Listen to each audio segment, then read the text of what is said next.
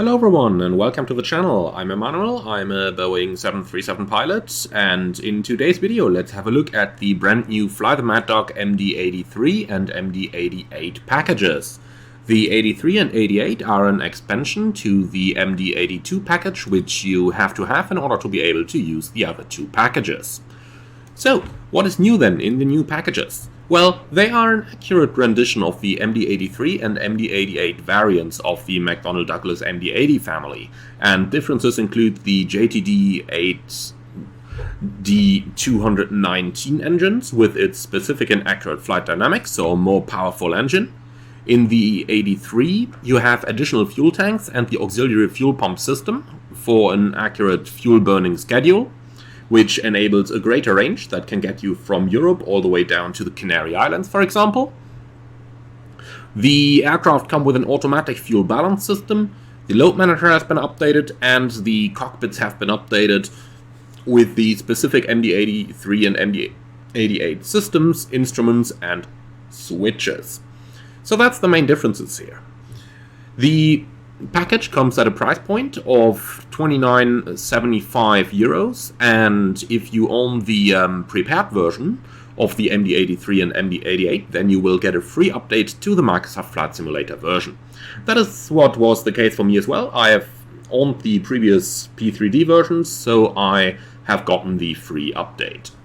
Alright then, let's take a very quick look around the aircraft. The exterior model is fairly similar, since the aircraft have the same length, and therefore there is not a lot to see here. However, since I didn't really do an MD-82 review, I want to have a very quick look around the airplane to see a couple of the details. Overall, what we will notice over here is that the details of the wing aren't as good as they are, for example, with the PMDG or the Phoenix. However, cockpit's looking very good, and that's where we'll head over in a moment. So here's what I mean, for example, looking at the lights. That is, well, still looking good, but you know, it's not exactly the level that a lot of other Microsoft Flight Simulator aircraft have achieved by now. Going on to the landing gear, this is what we get. Once again, it's fair, it does the job, but it's not 100% as good as, for example, in the other aircraft. However, the important thing over here from this aircraft is obviously the cockpit and the systems, so that is where we'll head over in a few moments. Alright, and with that, the other side looks pretty much the same as this one, so I'm only going to make it a quick version running over here, having a look. Outflow valve, McDonnell Douglas style. And that's pretty much it. So, the variant of the aircraft that we are going to fly today is the MD-88. However, in case anybody of you notices, the livery is actually for an MD-83, and they are cross-compatible. The livery manager can install any livery in any version, and there simply was no American livery available for the 88 that I could find online, which is the reason why I've chosen it the way I've done. Alright, let's head over into the cockpit and start with our safety inspection. This is the cockpit of the MD-88. It is pretty good quality, and yeah, talking about the frame rates, the frame rate in this one is a little bit lower than in comparable add-ons. It's similar to the Phoenix, I would say, not as good as the PMDG 737, for example. However, then again, there are quite a lot of switches in here, and we have a lot of working circuit breakers as well, which is the reason why, we have a little bit less frame rate over here. We do have virtual cabin as well. The cockpit door is operable using the cockpit door selector switch, which is a nice simplification over here for the cockpit door. We have a cabin, however the cabin is a little bit, well, not as detailed as it could be in a couple other add-ons. However, it doesn't have to be, in my opinion. I'm totally happy with this. What is new, however, in the MD-80 is that you can control the cabin lighting from the cabin attendant control panel. So, using the switches up here, we can actually control the cabin lighting at night. That's something I really appreciate.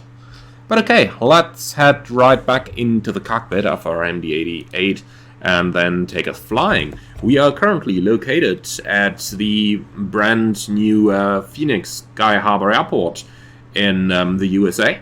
From The airport is done by AMSIM and beautiful model of the world, and they did a really good job with it. It's looking very, very nice. Frame rates are good in here as well.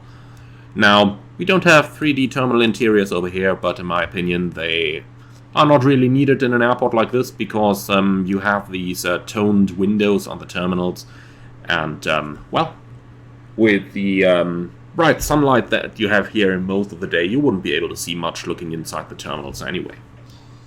Okay, well, let's head back into the cockpit and start our flight. We'll take the airplane up to Las Vegas, which is a nice 50-minute trip, typical American Airlines flight. And from here on, sit back, relax, and enjoy the trip with us. Please do understand that the cockpit sounds in this airplane are rather quiet, which is the reason why I've cranked the simulator all the way up, which is also the reason why some of the warnings that we might hear may be particularly loud. Unfortunately, that is something that I had to risk, otherwise I know that a lot of you would complain that things would be too quiet all along the way. Okay, but that is 6 minutes of intro over here. Now let's go ahead and start flying. Battery switch on, windshield wiper off, landing gear lever down, auxiliary fuel pump is located over here on the FO's panel, it's off, flap and slat lever is up and retracted.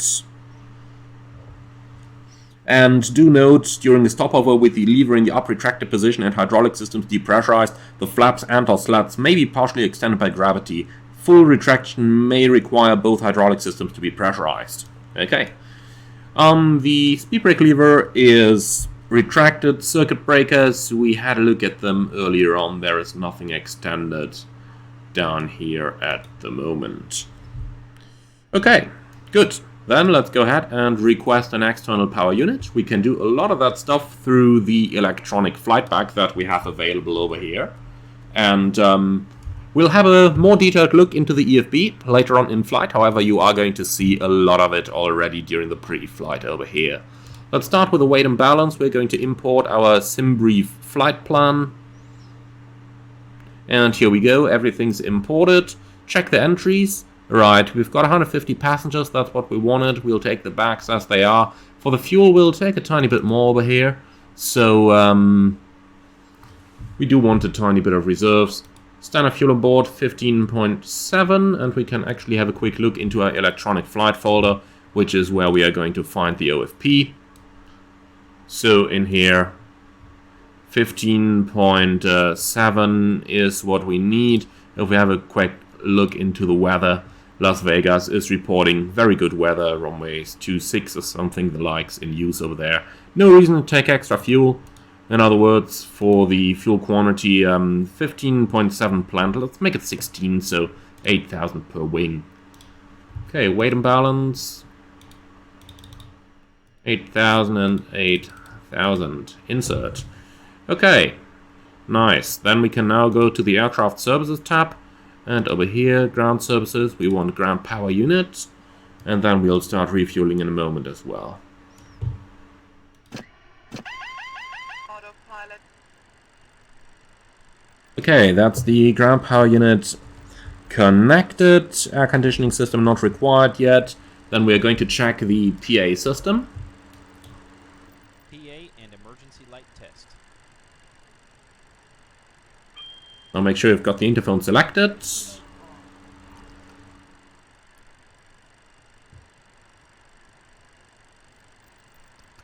Okay, emergency lights are armed. And with that, we are pretty much ready to start boarding. Let's see, no smoking signs on, seatbelt signs off, as we still have to refuel. So, fueling requested. Now they are going to start refueling the plane. Here you can see it. We start refueling in real time, and at the same moment we can start our boarding as well. Start boarding. This is also going live time, so that's something I really appreciate in this airplane. And that works with or without GSX. You've got an option in the load manager if you want that working or not. In our case, we are not going to be using that. Okay then. Let's go ahead with our pre-flight preparation. Checking all the lighting to make sure all that stuff works, which it does. Then the cabin pressure lever is in the auto position, trims 3 and 0. We're going to skip over the external inspection over here, so let's continue with the cockpit preparation. Park and brake, set. Then the light switches are all off at the moment. Check the autopilot and the auto land functions. So we're going to tune an ILS frequency, preferably one that is not close to the airport. And then auto land button. Now it runs the auto land pre-flight test. At the same moment we can already check if the autopilot system itself works. So autopilot on. Autopilot disconnect switch. Autopilot's going off again. Good. Flight instrument test.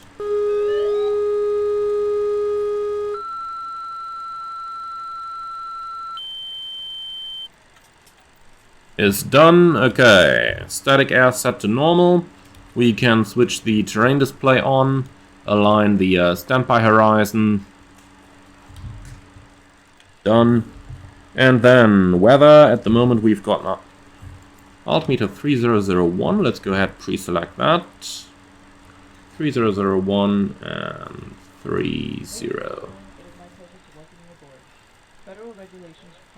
01 on both sides. Do listen to those cabin announcements in the back there. Nice little immersion feature. Please let us know if we may assist you. To expedite the boarding process, please be seated as quickly as possible after storing your carry-on items.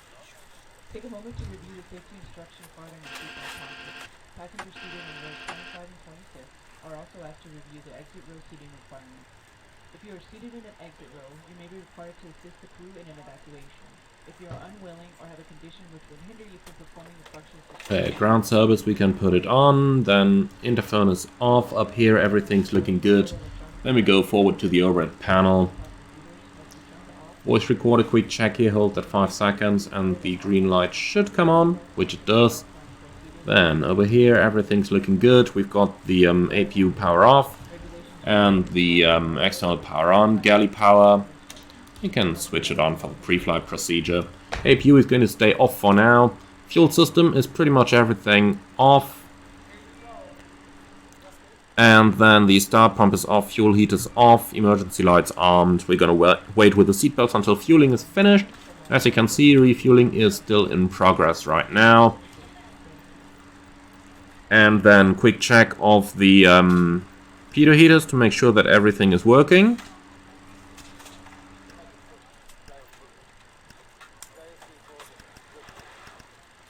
Which it is. Okay, nice. Then we go up to the right-hand side, fill out the flight recorder. So the day today is the 25th where I'm recording this, of March. Will be American 308, and it's the first flight of the day. Insert that. Okay, now come the warning systems. Those might be a little bit loud on your computer due to the recordings, but we'll see.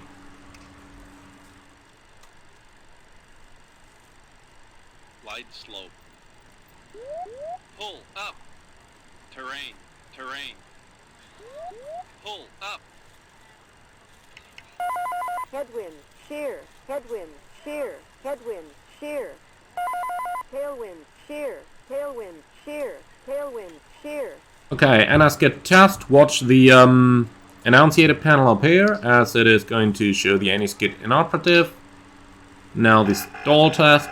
Stall, stall, stall, stall, overspeed. Nice FOD test. Again, we have the FOD warning down here. The air conditioning can stay off. It's rather cold outside at the moment, to be honest. Then let's quickly see the landing field elevation. Federal regulations require that carry-on items are stowed prior to closing. 2,180. So a little bit of rotating to do up here, but that goes quite quick. Okay, 2,180, and the altimeter pressure over at Las Vegas, let's quickly see that as well, is 3010. Okay. So that's 3010 pre-selected. Okay, on the autopilot panel, initial climb, if I'm not mistaken, should be 8,000 feet over here at Phoenix. We'll do the runway heading now, 080-ish, speed later on. Then the fire loop tests. Fire left engine.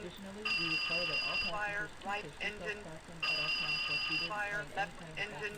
And the bell cutoff works as well. Okay, loops off, ART off. It will be a flax takeoff, even though we still have to calculate the number. So refueling is almost finished by the looks of things. Fasten belts on.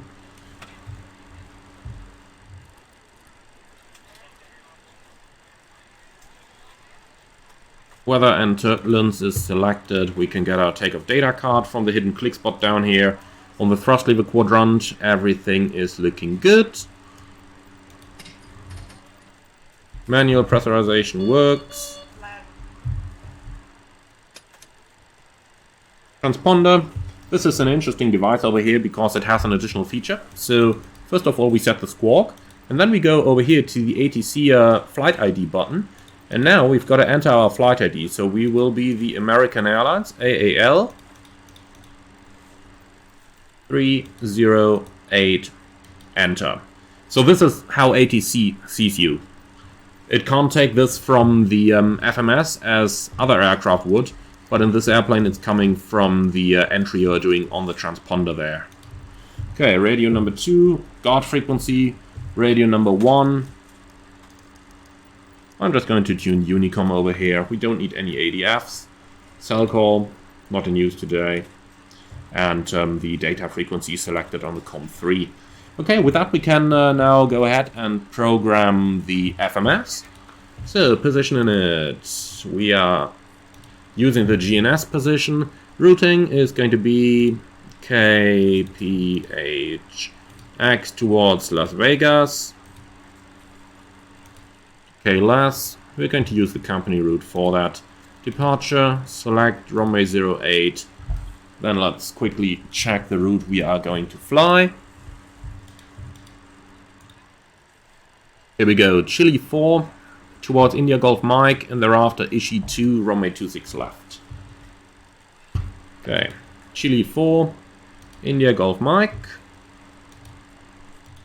And arrivals, runway 26 left they say, ILS approach. And then we have the Ishi 2 from Pathy. Okay, Ishi 2. Don't have Pathy available here, okay. This should be fine.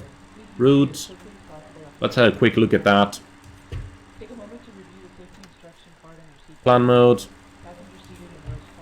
Lax. And let's step through that.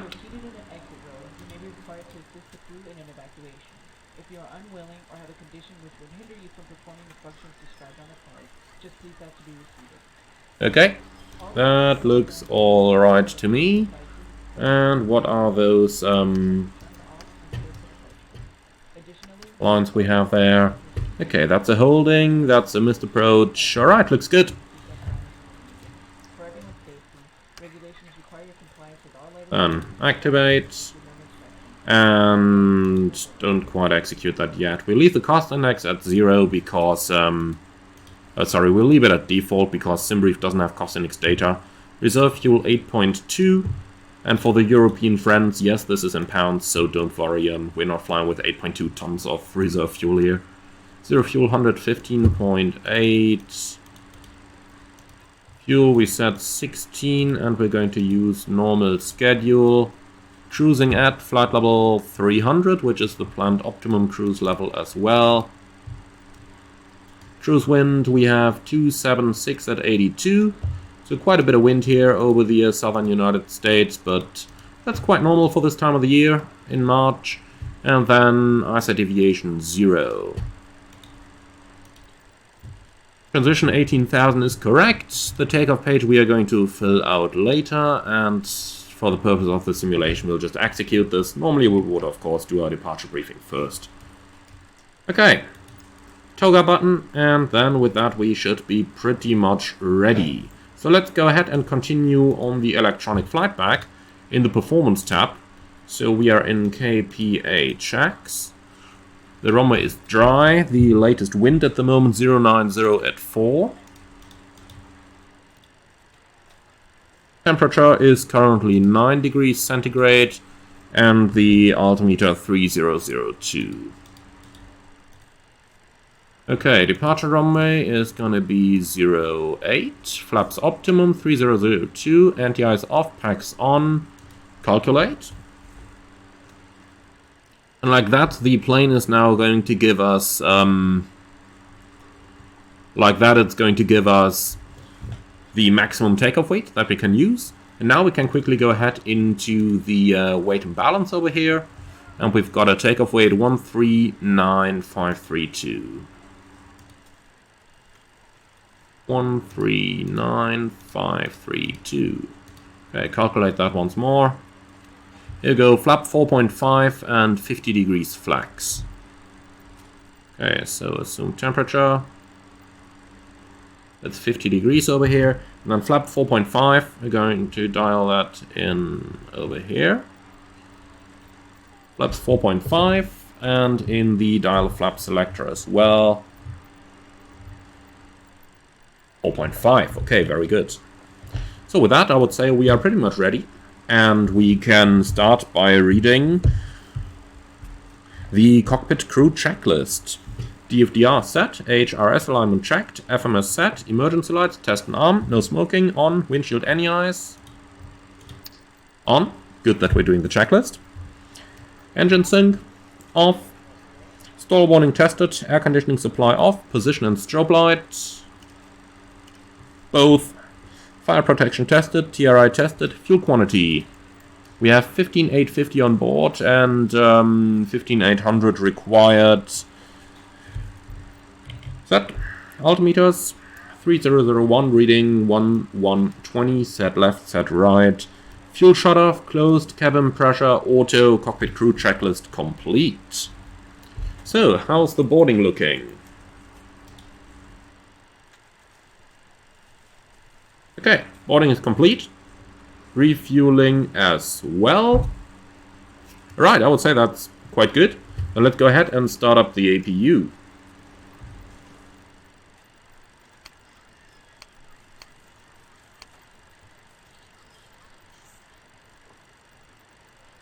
So APU is starting.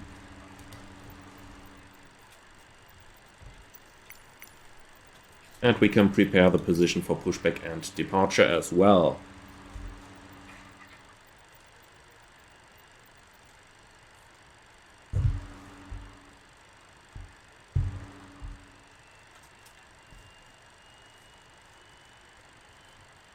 Hello, Captain. We are ready for pushback.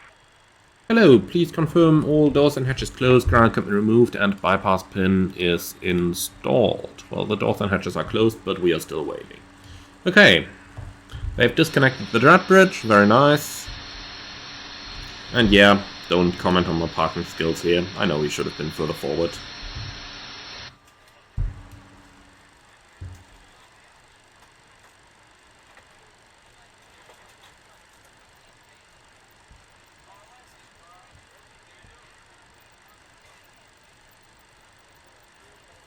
Departure checks completed. Bypass pin inserted.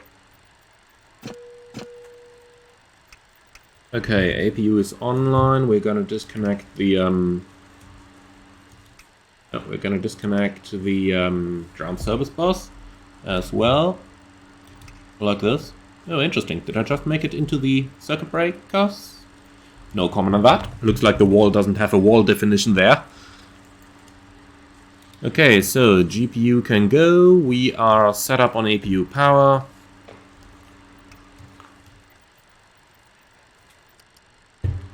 Then let's go ahead. Fuel pumps are on. I'm pretty sure I'm going to forget quite a bit of stuff there for the engine start. This is just a complex airplane. Locking gear.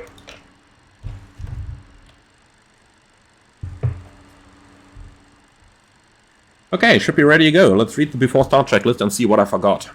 Parking brake and pressure set and checked. Pneumatic pressure, we have 42 psi indicating. Okay, nose to the right, please. Release parking brakes. Brakes off. Okay, here we go. Beacon light is on.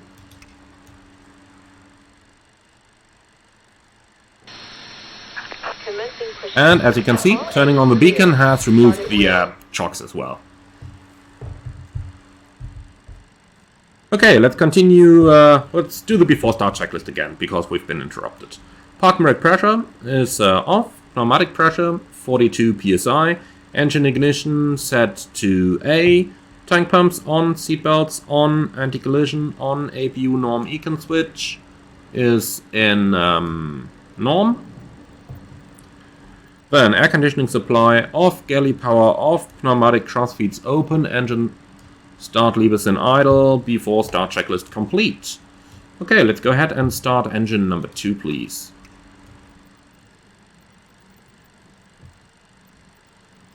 We've got N2, oil pressure, N1,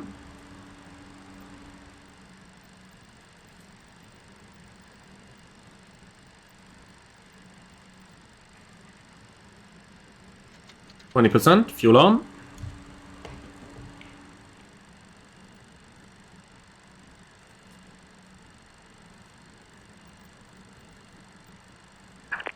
Parking brakes. Cockpit to ground. We have a good engine start. You can disconnect. 40%, start a cutout, starting number 1. And monitor 2, engine 2 stable. And 2, oil pressure, N1,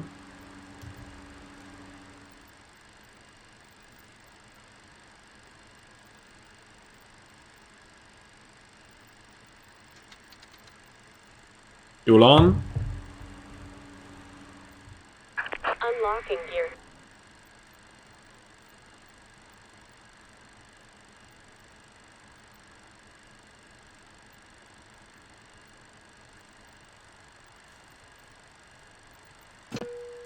%. Okay, that is 2 good engine starts. Clear disconnect. See you on the left side with a pin and have a good day.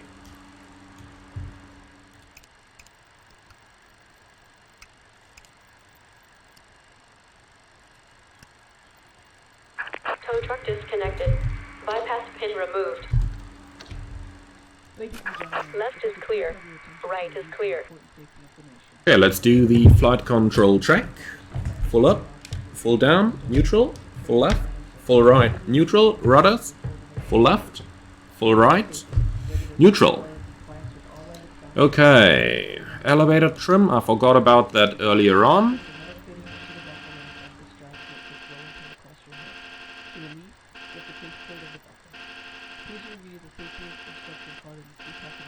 Actually, that center of gravity is not correct. I hit that earlier on, so let's quickly correct that as well before we start rolling. Let's see, 0 fuel weight CG 10.3. So CG at 10.3. Okay, good. After start checklist. Electrical system checked, galley power on, engine ignition off, pitot heaters on capped, anti-ice off, air conditioning supply.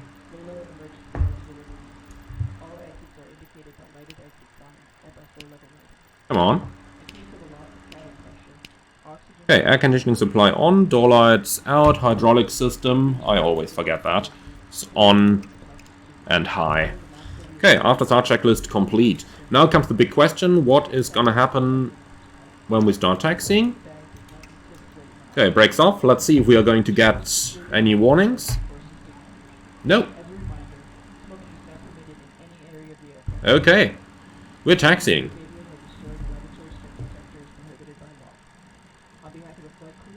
Then straight out, left turn, onto the full length. And if you're wondering right now why we pretty much don't hear any sound at all then the reason for that is that the way Leonardo simulates this airplane seems to be that the pilots are wearing noise-cancelling headphones. And wearing those noise-cancelling headphones is going to make a plane like this very, very quiet. Okay, clear left, clear right, take it straight across over here, and then we're going to use the first taxiway to the left on here. Okay, so yeah, using noise-cancelling headphones is going to make an airplane like this very, very quiet. I do find that choice unfortunate because we are just not used to a simulation like this in Microsoft Flight Simulator.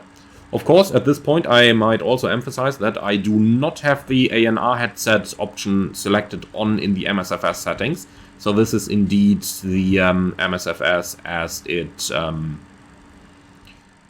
yeah, this is indeed the sounds of the Maddog as they are done by the developers. You can still hear the sound of the clacker of the analog standby altimeter, for example, but you can unfortunately not hear the engines or the air conditioning or anything, which is, in my opinion, well, suboptimal choice, but it's the developer's choice, so if they want to do it that way, then they have all the rights to do it. Something else I just noticed that I forgot earlier on is to enter the takeoff speeds into the FMS. So we've got 146, 151, 160, 146, 151, and 160. And with that we can also set the speed box. Okay, perfect. Cool. Then let's do a quick review of the takeoff briefing. This is going to be a left seat takeoff on runway 08, flaps 4.5, noise abatement procedure 2, takeoff speeds 146, 151, 160, and the sit is... let's see, where do we have it? Okay, here we go. So the sit is pretty much straight ahead to Phoenix VOR, then a left turn heading 045 when 4 miles outbound Phoenix, and thereafter we'll get radar vectors onto the route.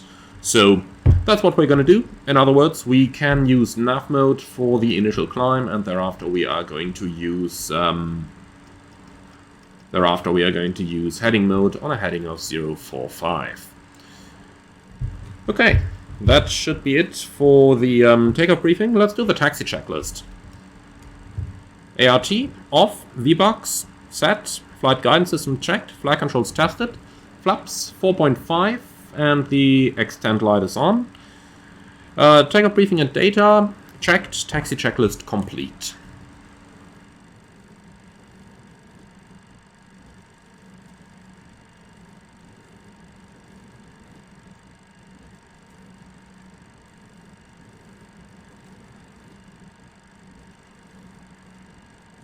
So let's quickly talk about the takeoff profile.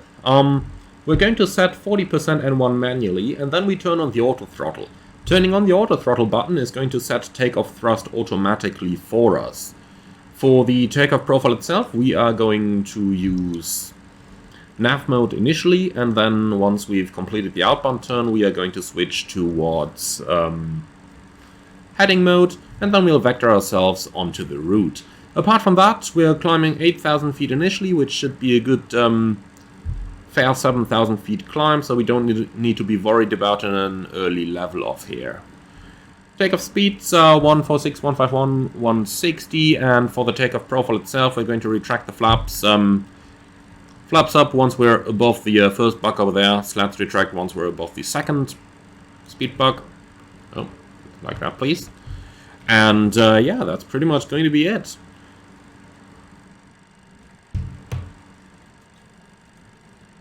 Okay, then let's do the runway entry procedure. Cabin crew, please take your seats for departure.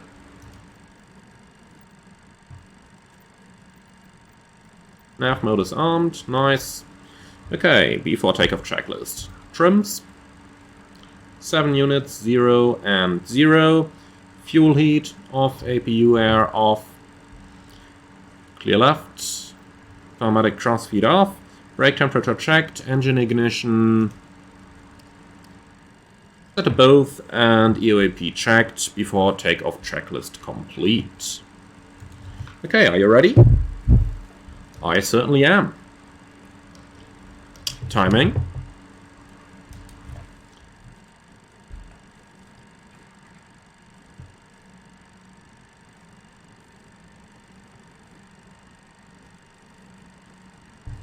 Stabilized. Set takeoff thrust.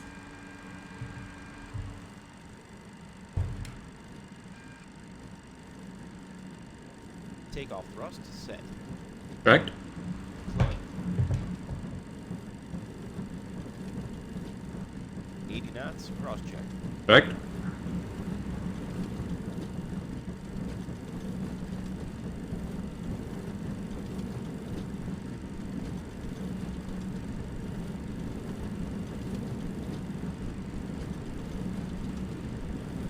V1. Rotate.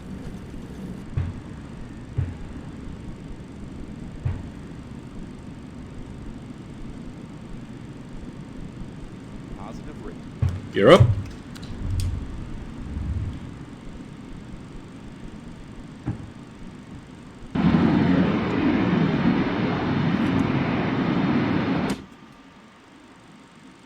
Okay, as I said, pretty quiet inside. So, 1000 AGL. VNAV.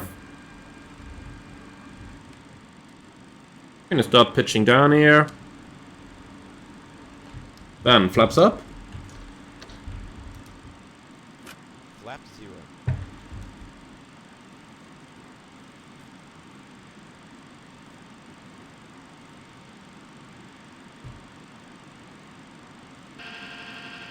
That's the trim sound you hear there. Okay, slats retract. Oops, I accidentally hit the fuel crossfeed there. Didn't mean to do that. Climb thrust set. Okay, climb thrust is set. And then let's put on the autopilot. Autopilot's on.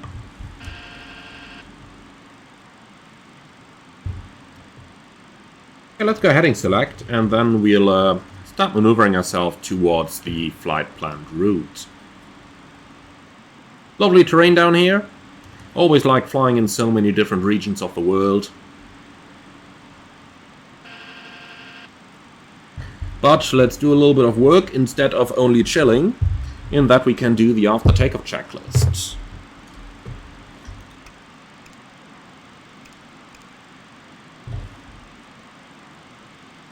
So, brake temperature checked.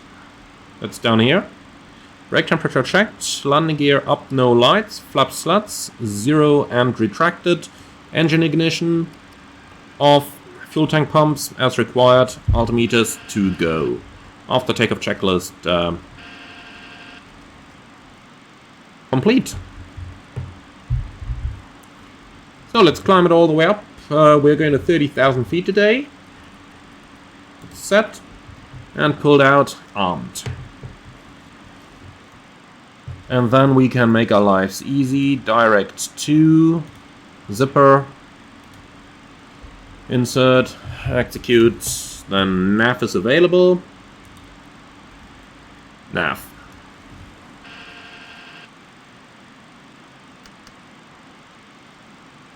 Okay, and like that, the plane's gonna fly us along our route. From the outside, quite a bit more noise, and look at that. Look at that exhaust from the MD-80. That's quite unbelievable, is it? Certainly not very friendly for the environment, but well, luckily this is only a simulation.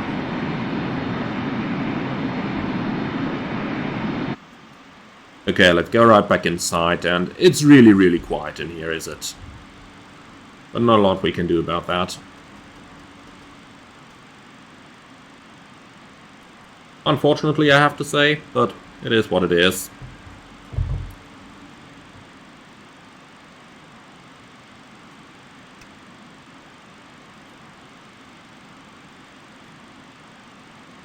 Okay, passing 10,000. Lights off. Over there, everything stays on. Then let's release the cabin first, and then we'll do the passengers later on. Okay, 10 checks. Fuel is balanced with 4 pumps on. The lights are off. APU here and up here, off. Air condition and pressurization, that's on 3.8, slightly climbing, and set. Fasten belts will remain on for now, recall checked, and 101.5. Monitoring. 10 checks complete.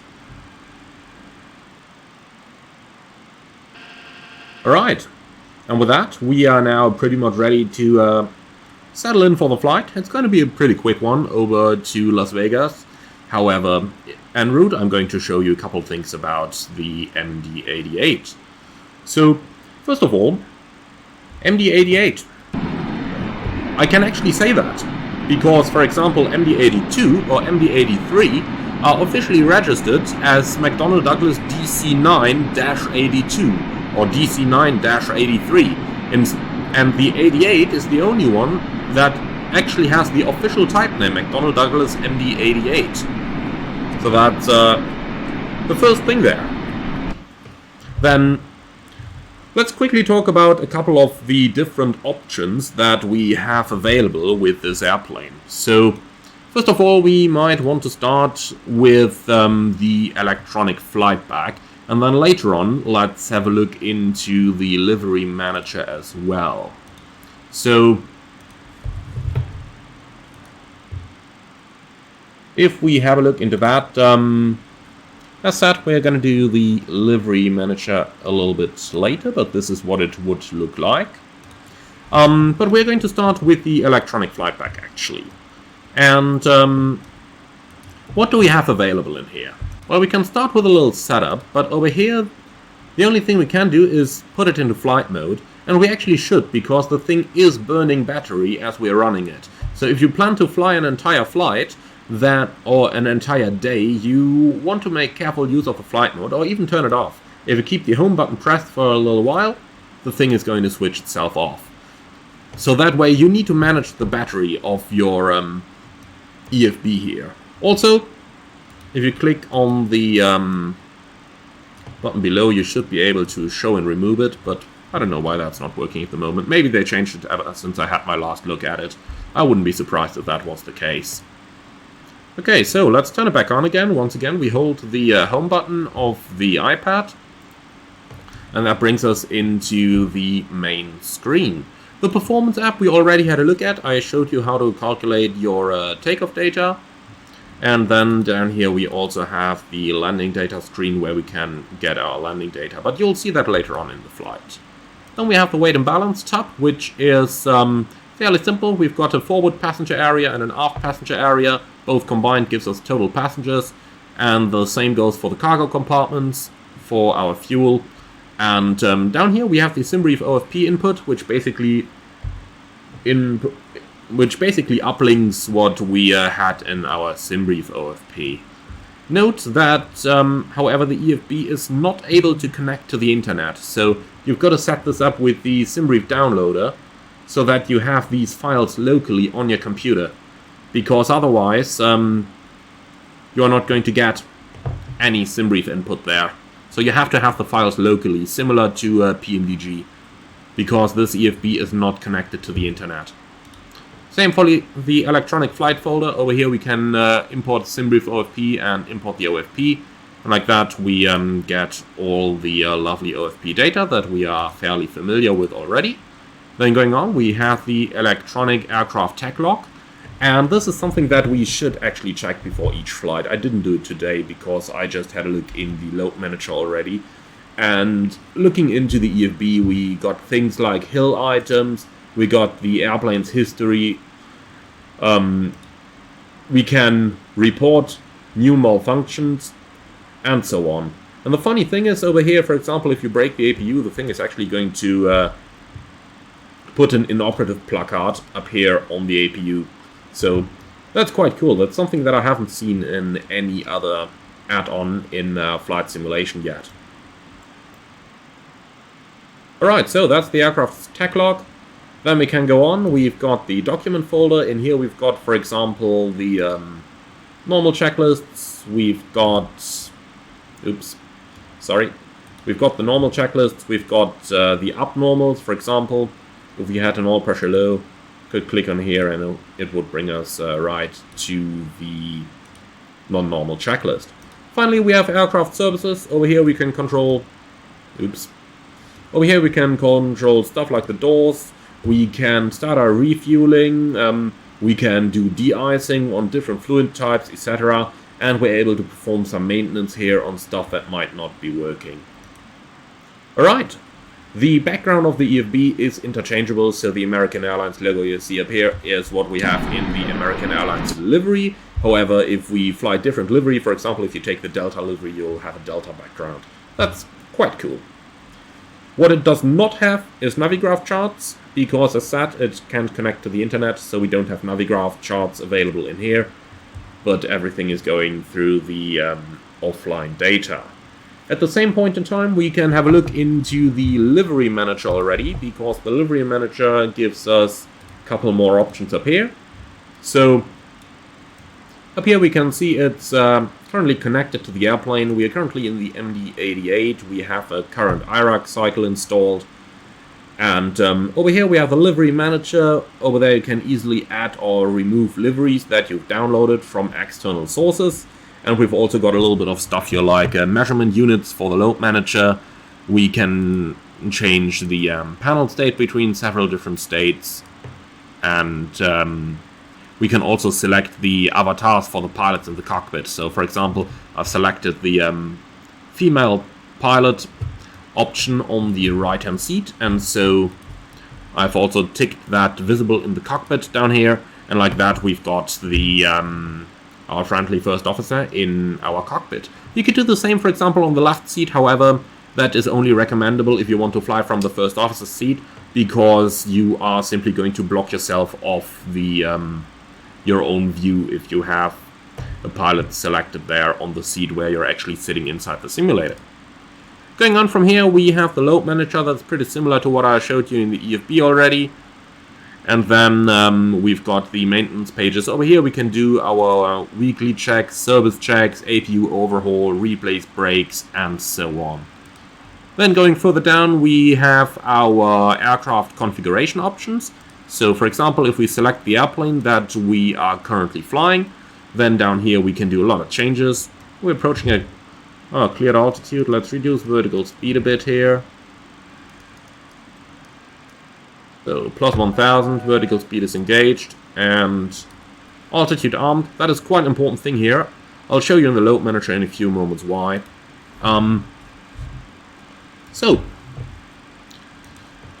we have different options available that we can choose. By default, they are configured if you download a livery already for that livery.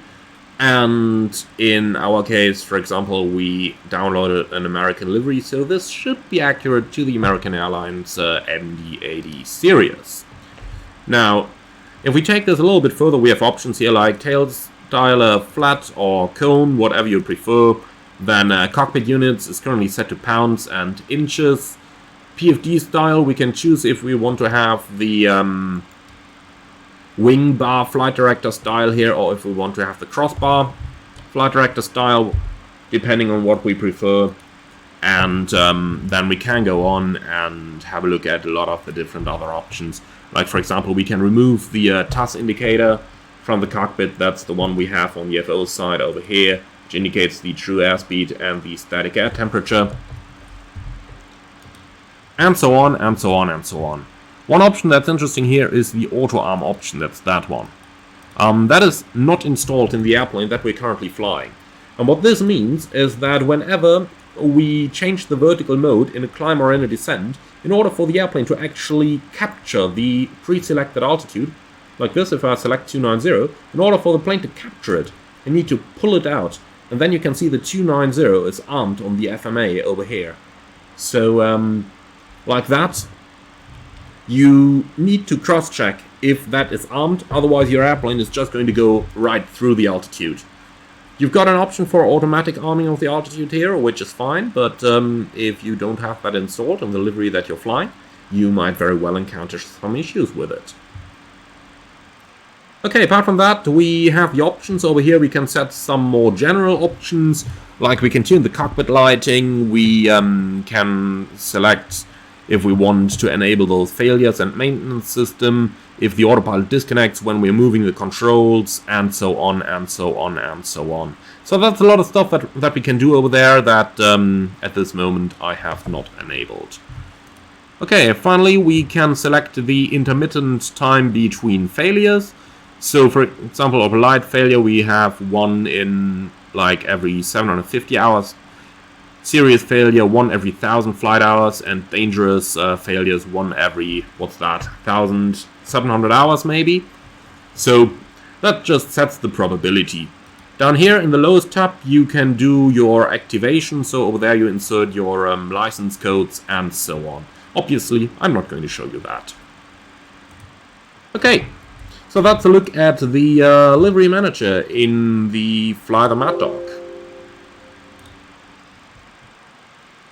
And with that, we've just reached a cruising altitude of 30,000 feet. You can hear it's still rather quiet. So, thrust mode going into cruise. You can see the thrust limit over here actually changing as I'm changing this around. And like that, we are now in our cruise towards Las Vegas. This is going to be a pretty short one, as you can see. Top of descent is already only 60 miles out, so we can start our setup for the arrival shortly here. Quick look into the FMS, however, before we are going to do that. And this FMS is pretty similar to a standard Boeing FMS.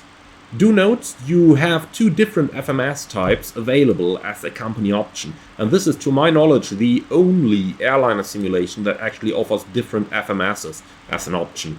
So we've got this one, which is the modern version that we are using, and then we can select an older one that resembled the earlier DC-9s, where you have a basic FMS that is not capable of any VNAV, and then down here you get a separate VNAV computer, or rather a separate performance computer, and that's a pretty cool thing, but that's going to be a matter for a different video and not for this one. So for us today, VNAV page, you will recognize this, looks pretty similar to all the Boeings. So not a lot that I can actually show you here that you wouldn't be familiar with already. Okay, let's go ahead with our arrival preparation for Las Vegas. And yeah, since we don't have internet on the EFB, we can unfortunately not request the latest weather. However, we've got an ACARS system. So if you go into the ACARS and then AOC STD, requests, weather requests, hey lass, this is actually able to request your weather. So over here you can get current weather information.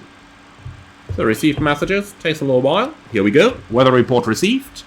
And here it is. So, Las Vegas is reporting 08089, 10 miles, few clouds and 8,500. Get out flight level 200, 7 degrees, altimeter 3010. Okay, so 3010, let's pre-select that. Is already, very good. Okay, so we've got a wind of 08089, that means that most likely we are not going to be using runway 26 for the landing, but instead we have to switch it around to runway 08. So let's quickly go ahead and reprogram that.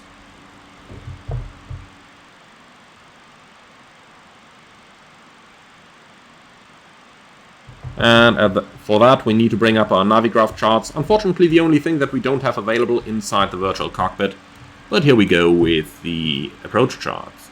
And obviously we're going to take IFR high altitudes. So Ishi to arrival. And that leads us towards the Boulder City VOR. The runway 08 means we need to fly around the corner over there, but that's good enough.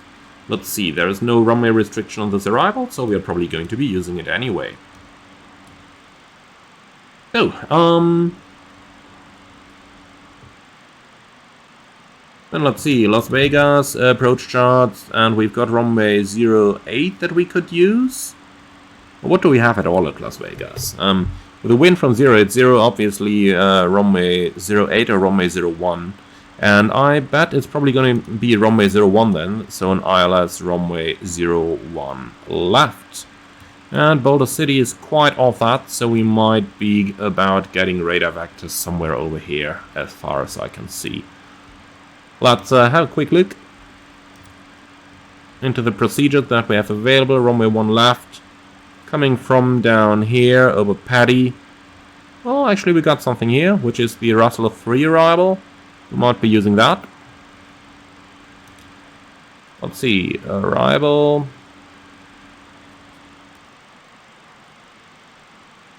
Actually, I can't even find that. Oh, doesn't look like it.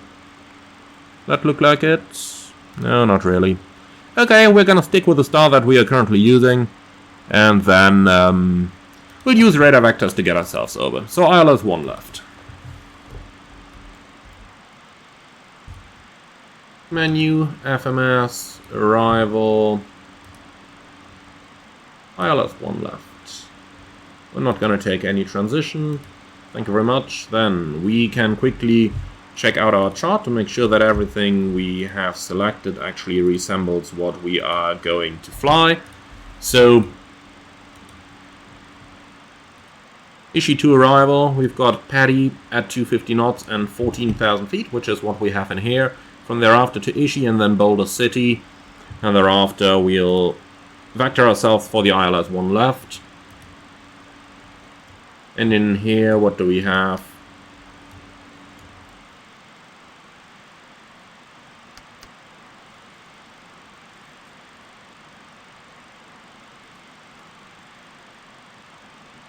Okay, that looks quite alright. So from there, joining the ILS 1 left. Cutno, Nudie. Let's see, Cutno 6,300 or above, that's in, and then towards Nudie 5,300 is in as well. Speed limit 170, where does that come from? Can't really find that. Tray would be a 210 maximum, but that is fair enough for me. I can live with a 170 as well. It's only for the VNAV profile in the end. So, descent, we can use 250 below 100. Thank you, and then delete the 240. Thanks. Forecast. No uplink possible here. You've got to enter that stuff manually, just to be aware of that. So we've got the wind at level 200, the wind at 100. Transition level 180 is correct. And then quick look into the wind speeds here.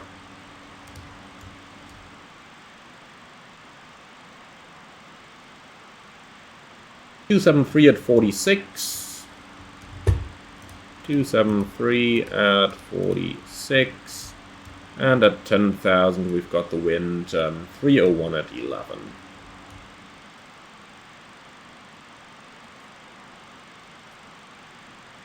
Alright, that's all we need. That looks good. We can keep that, and then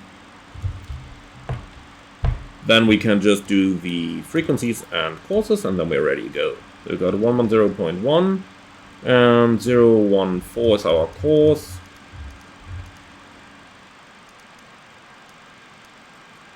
.014, and on the other side as well, 10.1 at 014. Okay, that's selected. Minimums is 2460, and that equals 290 radio. So be aware, the airplane can only give you the minimums call out based on the radio altitude. So we've got to put that in, 284. And then we are going to use our altitude bug in order to do the manual call out. So like that. I've tuned the radio height because our plane is going to give us the automatic approaching minimums and the minimums call. And I've tuned the bug manually because that is going to give us our own clue as to where we want the minimum to be in case something is wrong with the radio altimeter. Okay, that pretty much includes our approach setup, so let's get rid of that chart once more. And then we are good to go to start our descent towards Las Vegas in a few moments. Let's go ahead and read the landing checklist then. And with that we can also turn up the hydraulics once more. Now, as I'm about to do that, watch the hydraulic pressure increase on the indicators up here. Right, and now we've got the hydraulic pressure up high again. About to start the descent, so we can select go around on the thrust rating computer, descent checklist. Approach and landing briefing performed, flight guidance system set, TRI, go around, speedbox. That's actually something we can still do. Okay, you know what? I'm going to start to initiate the descent first. 100, VNAV. Okay, so let's initiate the descent first and then quickly do the landing performance calculation. So, performance, landing. We will be flying towards Las Vegas. The runway is dry. For the winds, let's have a look into the uplink once more. 080 at 9.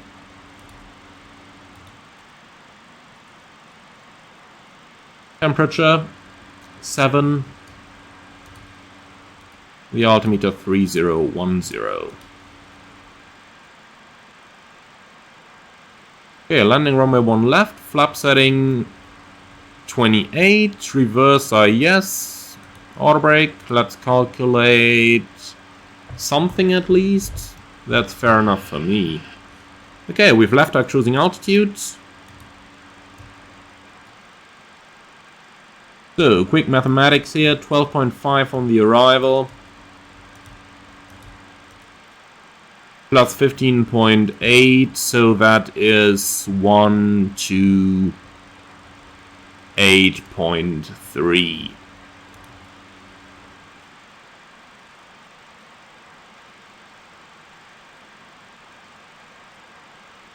Okay, calculate that, and factor that landing distance 9,000 feet, and that's our airspeeds. Okay, fair enough. Then click the speed box, and now it's going to set our airspeeds automatically. Okay, and with that, we are prepared for our landing. So continue with the descent checklist. Landing data confirmed, VBOX set, altimeters cross-checked, hydraulic system, aux trans high, pressurization checked, and that is correct. Yep, descent checklist complete. Alright. One quick thing that a couple of you have asked me earlier on the MD-82, so I just want to mention it in here. You will notice that you get the glide slope fail and the localizer fail flags showing up here, both on the PFD and the navigation display. That is actually quite normal, because we've tuned an ILS frequency, and so obviously, since we're not within reception range at the moment, we are getting those fail flags. I do agree, it's a little bit strange to see red flags on your flight displays as you are flying along. And indeed, it is something that I personally am not 100% happy with as well. But that's by the design of the aircraft, so that is actually intended to be the way it currently is.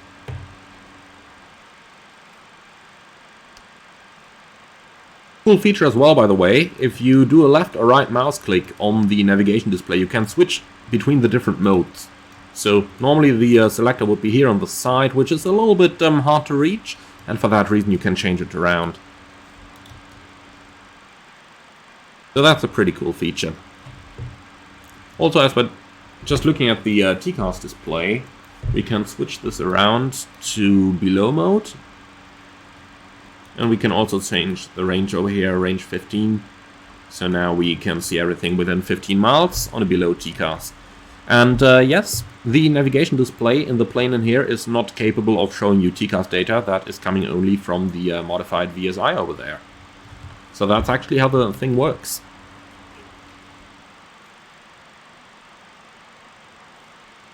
Another thing, MD-80, with the thrust listen idle, we're getting the red landing gear warning lights showing here. However, the warning itself, the acoustic warning, is only going to play when we're at lower altitude. That's something I find quite interesting as well there. And obviously the ACAS message light was still illuminated since we requested weather earlier on. Okay, looks like I forgot the seatbelts in the on position, but doesn't matter, it's just a short 50-minute flight. And honestly, if you forget the seatbelts in the on position, there is exactly one possibility of what might happen. Well, two actually. The first one, eventually the cabin crew is going to call you to ask if you really need the passengers to be seated still. And in that case, you are usually going to make something up like, yes, some aircraft ahead have reported turbulence, so that's why we capped it on. But you can let them go to the toilet when they're careful, you know, in order not to embarrass yourself in front of the cabin crew. Okay, down to lower altitude, we've got a level 140 restriction, so let's put that in. And then set altimeter 3010.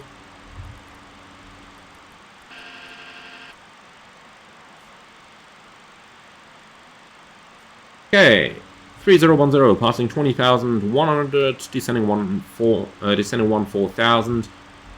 Set 3 times and cross-checked.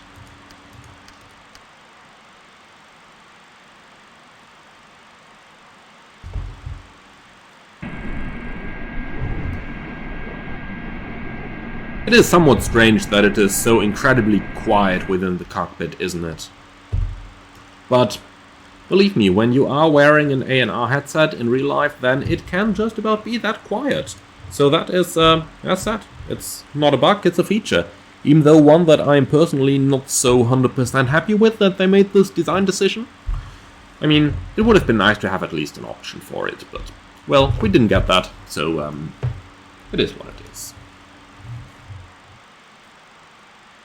Okay, the variable flap selector is stowed again.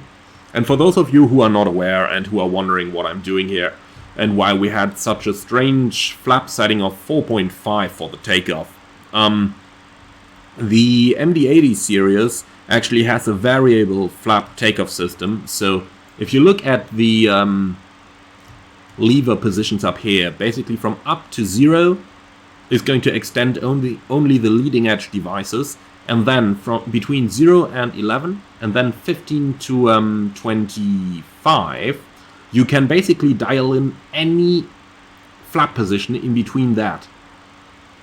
And like that, you can more or less determine the absolutely optimal flap position for every single takeoff.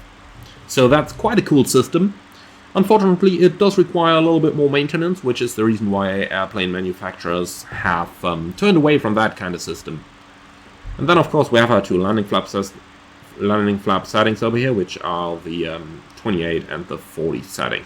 Today we're going to do flap 28 landing, and we will use auto brakes minimum, provided I don't forget to actually arm the minimum settings, because, well, I do tend to forget that. Okay, I want to go, VNAV capture. But let's continue our descent towards 10,000 feet here. 10,000 set, 10,000 armed. And then it should also start speed reduction any moment, since we do have a speed limit. And there it does. Now you can see the speed bug going down, 250 knots. Here we go. Of course, that is our speed limit at the next waypoint. Now I'm excited to see if the airplane is actually going to make it. It starts reducing like 2.5 miles prior, but yeah, 20 knots to go, so that should be fine. Nonetheless,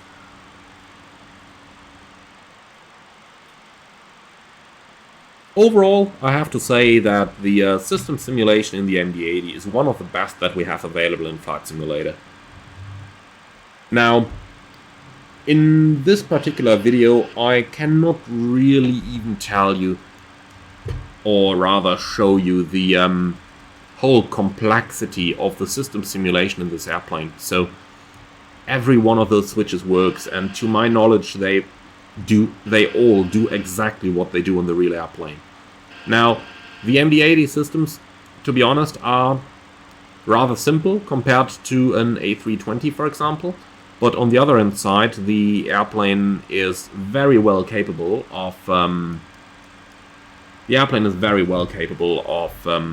doing about everything that you would ask from a typical airliner nowadays. So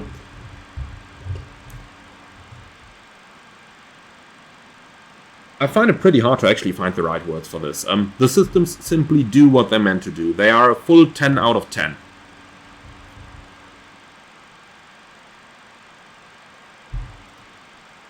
And they're probably the best thing about this airplane, with the second best being the graphics up here in the cockpit and the different options that we have available. you can really see that the developers over at Fly the Maddog are really putting their heart and their soul into this airplane. The story of the Fly the Maddog MD-80 actually goes back almost 20 years, even a little bit more to be honest. Back to the days where Alitalia was still flying the MD-80, and that was like 20-25 years ago. And back then the developers found they really fell in love with the airplane, and they wanted to do a good simulation of it, which is what they did in the end. And then whenever a new flight simulator came out, they adapted it and made it more modern, but they also added more features. Like we have CPDLC in here, we have a lot of different uplinks available in here in the FMS. And that's something that I didn't even show you on this video, because I preferred showing you how to do it from the electronic flight bag. But you would have all those possibilities. Maybe we can just take a very quick look down here. If you go to menu and then ACARS, let's return. So currently we are in the en route situation, but still we can do a lot of stuff. Like we can have a look at the flight log. Obviously that is not just for our current flight, but also for the next flight, as you can see. And then we have options like writing messages to ops, writing them to maintenance, which actually works very well together with the maintenance system of the airplane. We can announce diversions and time available, destination, fuel on board, and all those messages are going to generate answers as well. Then we have the requests on the side here, where you can request, for example, current weather, where you can request an HOTAS, which is going to be estimated. But also you can request, for example, the flight plan. Well, let's just go with that for now. In order for the plane to generate a load sheet for you, which it can do through the ACARS as well, you would have to submit the weight and balance information and the restricted takeoff weight, and then the airplane is going to generate all this nice stuff for you. So that's actually quite a sophisticated ACARS system. However, I showed you that in my earlier MD-82 videos, so I'm going to skip over that for now and focus on the flying part here, which in the MD-88 is a little bit different. Stronger engines installed, which provide a better climb performance capability and better runway capabilities, and the flight dynamics are of course adapted to that as well. So, ACARS message received, that should be the flight plan that we have requested earlier on, so let's have a quick look at that.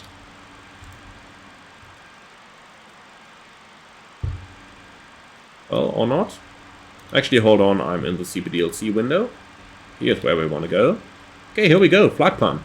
So as you can see, that actually uplinked our Simbri flight plan into our FMC, so you could program the entire thing from here. Have a look at the different fuel values and so on. So that's quite nice actually. ATS route, this is what we filed. So, you know, you can easily bring this up on one side and then you can program the FMC using just the information that you've uplinked over here. So that's quite a cool system, to be honest. Okay, we're reaching 10,000. Let's start vectoring ourselves. Left turn heading 260. Speed 250 is looking good. And then where are we? We are like 45 miles out. Field elevation is 2,000, so we're at 8,000 above ground. So we don't need any further descent quite yet. However, we are maintaining 10,000. Let's go ahead and do the 10 checks. By the way, quick feature here, if you want to switch all lights at the same time, you can just move the nose lights button. But let's go ahead and do it like that for now. So, 10 checks. Fuel is balanced, and we have 4 pumps on. Lights on, angular bank 25, air condition and pressurization. Here we go, that's 3.5, maintaining and set. Actually, it's down at the field elevation already. So 3.5 maintaining set, fasten belts on, recall checked, 1 to 1.5. Deselected, 10 checks complete. Okay, 30 miles to run. Let's update the FMS, then we get a better VNAV profile as well. Direct to, Cardno, and so we can just do it with an intercept black here. Intercept course 014, insert, execute, and now we've basically drawn an extended center line on here.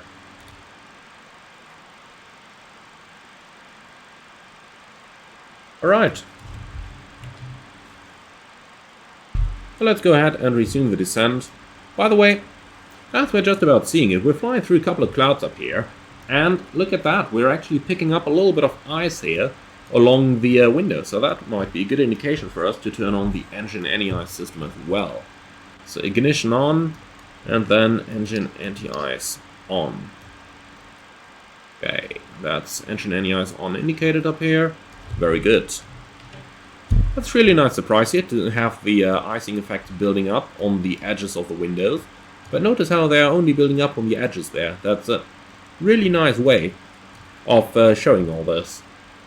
Yeah, let's start our continuous descent. We'll go down 6,000 initially. And let's do it this time in level change mode. Because there is something interesting about the level change mode in this airplane. And that's actually, when you hit it, the auto throttle is not going to adjust the thrust. Instead, you have to do that manually.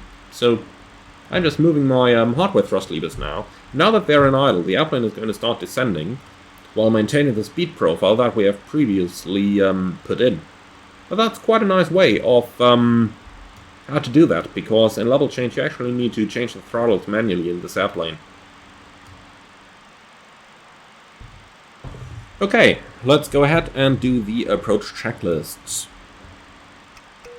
Cabin signs on and on, fuel system set, altimeters in box, 3010 passing 9100, and the bugs are all set. Approach checklists complete. So now look at how the icing has built up on the window. You've got the icing only on the outer edges of the window, while the middle of it is still staying clear. That's quite a cool effect that they have on their windows over here, because that is normally what you can see on aircraft in real life as well. Icing hardly starts building up right in the middle of it, but normally rather around the edges, and they're actually doing that correctly in here. That's something that I'm seeing for the first time in this video, to be honest, but that I'm quite happy that I'm actually seeing it in the video at all. Okay, we've still got to make our way across the mountains up here, so let's maintain the 6,000 when we're reaching it. Or we might actually go over to vertical speed mode and give it 1,000 feet a minute, like so. And then arm our altitude, otherwise we're going to simply descend right through it.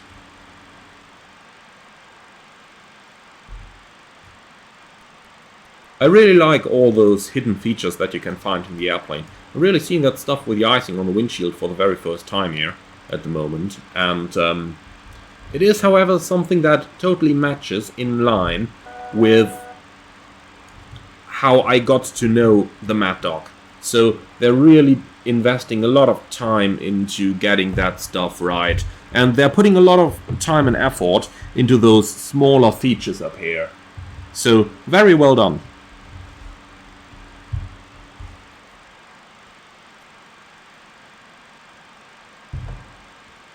Okay, altitude capture. And we are definitely rather low over the mountains over here, but let's have a look from the outside. Overall, we want to get some good views outside as well, don't we? I wonder, is the radio altimeter indicating something? Yeah, jumping between 2,000 feet, so we should be safe over here. According to the chart, the highest terrain in that region is 5,000, but we're going a little bit further south, so 4,000 is highest terrain over here. And overall, we're in VMC, we can see everything outside, so nothing to worry about at all here. So, something you may notice is by default you can only change the altitudes in thousands over here. And in order to change it in hundreds in the real plane, you need to pull it out. And over here, if you hold the tab key and then change it, you can see you are now pushing it in, and now you're rotating it. And obviously, I need to correct what I said earlier on. You don't need to pull it out, but push it in order to change it in hundreds. And they simulated that. Okay, 6 miles to go from the center line. Let's go down to 5,300 feet. Do 500 feet a minute, and then we'll also start reducing our airspeed here. So we'll go towards the min clean speed. Actually, you know what? We're gonna go 210, which is the published speed limit from the chart for this part of the approach. So that is set, and then we can start our right-hand turn here onto the base. Give me heading 280, please. Heading 280 set. Okay, reaching the first speed block here, so slats extend. Speed checked. Do note we have some pretty high speed limits over here. So for the slat extension, it's actually 280 knots indicated. And you can even take out the flaps into the first setting at 280 knots. Even flap 15, 240 knot limit, that is really fast. Okay, and now that I've talked so much about the flaps, I bet I'm about to go through the center line. Let's do a right-hand turn here, heading 040 to re-intercept that.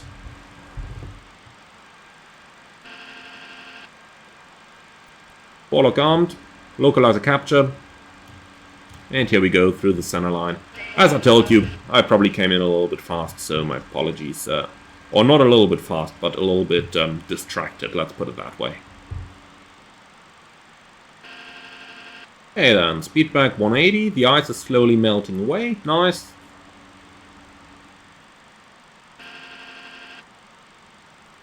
And we'll go back. Actually, you know what, we have localizer capture, so...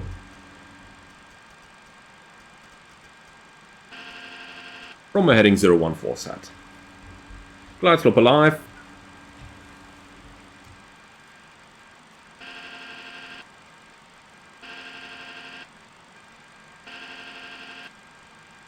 Okay, we are turning to re-intercept. Then...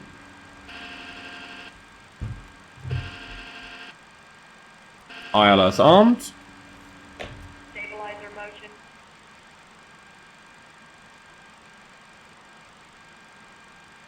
And looks like it's a little turbulent at the moment, but... Yeah, that looks interesting. Glide slope capture. Well, we captured it. Interesting.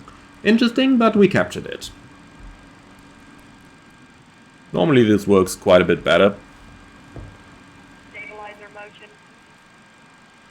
Okay then, flaps 11 and flaps 15. You can see him coming down on the indicator down here. And here we go.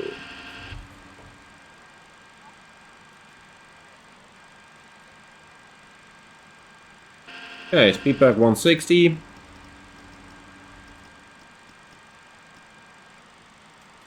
And gear down. 2500. Terrain noted. Stabilizer motion. That's a nice re-intercept for the glide slope here. Gear down. 3-3. But we saw that coming, that's why I took the gear so early. So now you've got the auto brake disarm light illuminated here, but we need the flaps on the landing position in order to arm the auto brake. So that's the reason why why we've got that light right now.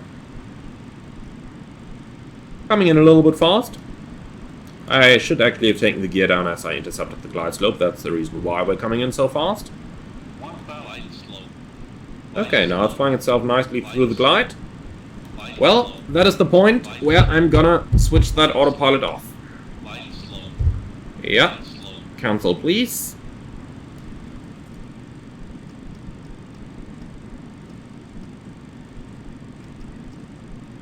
Okay, thrust further back, flap 28.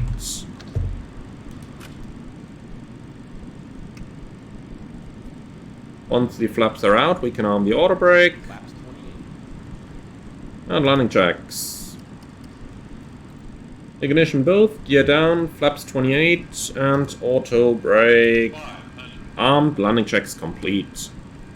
Okay, that was a little bit of a messed approach here, I have to say. No idea why the autopilot messed that up. On all my previous test flights, it worked just fine. And then, of course, as you're about to record a video, you are running into issues like that. 3 minimums. Okay, minimum, well, continue. It's definitely too low at the moment, but let's take it from here. 200.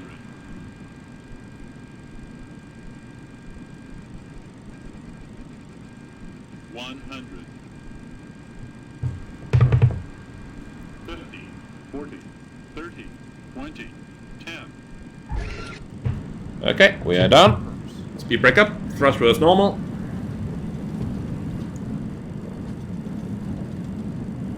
%, 100 knots, 80 knots. Okay, next exit, manual brakes. 60 knots.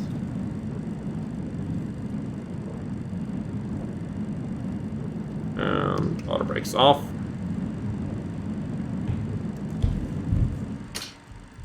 Reverse lights out. Okay, welcome to Las Vegas. That definitely wasn't the best of my approaches, and I have absolutely no idea why that autopilot just malfunctioned on the intercept. That should definitely have worked better, and it did work better in the past, so I don't quite know why it's doing this. Or rather, why it's done this today. Well, anyway, we have made it to Las Vegas, so let's quickly go ahead and clean the thing up. We are going to maintain the flaps at 15 during the taxiing, by the way. Okay, and clear left, clear right. And yes, I did recognize I said it the other way around.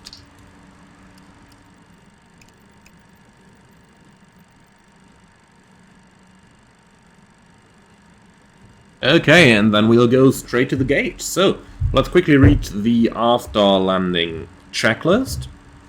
Flap slats, 15 extend, speed brake retracted, EOAP checked.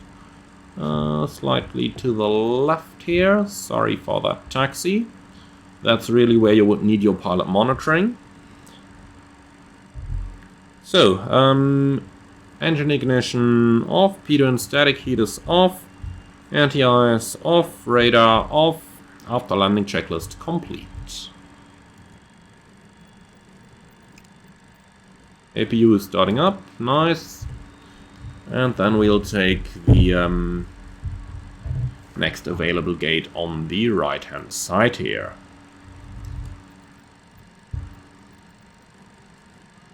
Okay, yeah, so that was an interesting approach, let's put it that way. I know that normally the plane performs better, so I don't really know why it's done what it's done, but it is what it is. I'm not going to cut anything out here. Let's keep it fair. And nonetheless, you could see how once you disconnect the automatics and once you actually start hand flying the aircraft, you can recover it quite well. Okay, last couple meters, flaps up.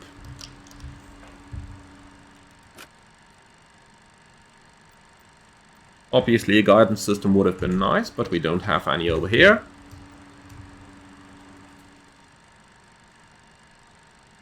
And here we go. Okay, park brake is set.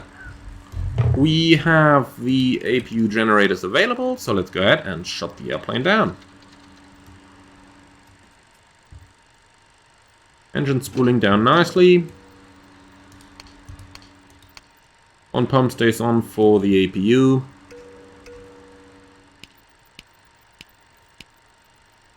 And we will actually not use the APU for too long, that's why I'm already turning off the bleed switches here.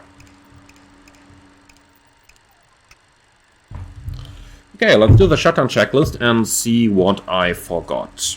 Parking checklist. Fuel tank pumps, 1 on, aux trans hydraulic pumps. They should actually be completely off. Here we go, off. And parking brake pressure set checked. Parking checklist complete. Okay, and with that, welcome to Las Vegas. So once again, my apologies for the not so nicely flown approach. However, I do hope that you have enjoyed this one. So let's go ahead with my summary about the MD-82 and the MD-88 and 83. So first things first here.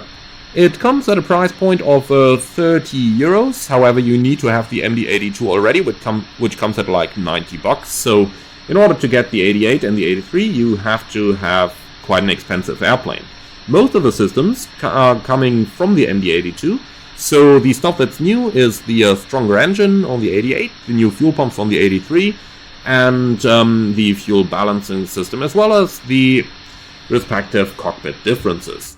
In terms of cockpit differences, the only thing that I could actually see that's different is over here on the fuel pump. We've got different center pump switches, and in the 83 we've actually got the aux fuel tanks indicated up here as well, with the associated switching over here on the panel then. So that's pretty much the package that we're getting. If you own the P3D version of the MD-83, you are actually going to get the MSFS package for free, which is definitely a plus point. Now, the big question, of course, is system-wise, well, that autopilot was strange. I saw similar behavior on a couple other aircraft that have released recently since Sim Update 12 came out, so maybe it's related to that. Maybe Sim Update 12 has been interfering here with a couple of our autopilots. Apart from that, the airplane did exactly what it was supposed to do. It's got an extensively simulated FMS, which has pretty much every function that I'm aware of actually working. Now, there are actually different FMSs as options, so if you don't have any of the MD-80 series yet, well, you've got to decide if that sound is a deal breaker for you, because it does impact the immersion, if you ask me. Personally, it is a way to do it, that you simply simulate the pilot wearing A&R headsets. It is a way to do it, however, in my opinion, it is not a very good way. But personal opinion, look at the flight, look at what you heard, and then make your own decision. Apart from that, if you are okay with the sounds, I would absolutely recommend you to get the MD-80. Frame rate, as said, if you can run the Phoenix, you can run this. If you cannot run the Phoenix, you can probably not run this. And now the question, of course, is the expansion pack of the MD-88 and the MD-83 worth it? And here's my opinion on that topic. The package is worth it if you are either a big fan of the MD-80 series, or if you're looking for the extra performance from the stronger engines and the additional fuel tanks. So that's the 2 points that really make the difference here. If you're flying long routes, for example, from Europe to the Canary Islands, then you would be looking for the 83. And if you are flying to a high altitude airport, then you would be looking for that performance of the engines of the 88. So that's the prime reason here to go for those. However, if you don't really know the MD-80 and if you are only flying routes where you don't need that additional performance, then I would say the MD-82 base package, which you have to have anyway in order to run the 88, is going to be sufficient for you. However, as said, if you're a big fan of those features, or if you need those features, then I can absolutely recommend you to get the 88. In any case, if you have the P3D version, then get it anyway, because it is going to be free for you. So that's going to be it for this video. Thank you very much for watching, everyone, and I hope that you've enjoyed this. If you did, do let me know in the comments below. As always, like, comment and subscribe, as it does really help out the channel. And if you are looking for a way to support the channel further, there is a Buy Me a Coffee link in the video description below, over which you can make a small donation, or you can always become a channel member, which is going to give you exclusive early access to new videos before they are released for everyone else. For now, thank you very much for watching, and I'm looking forward to welcome you all again very soon.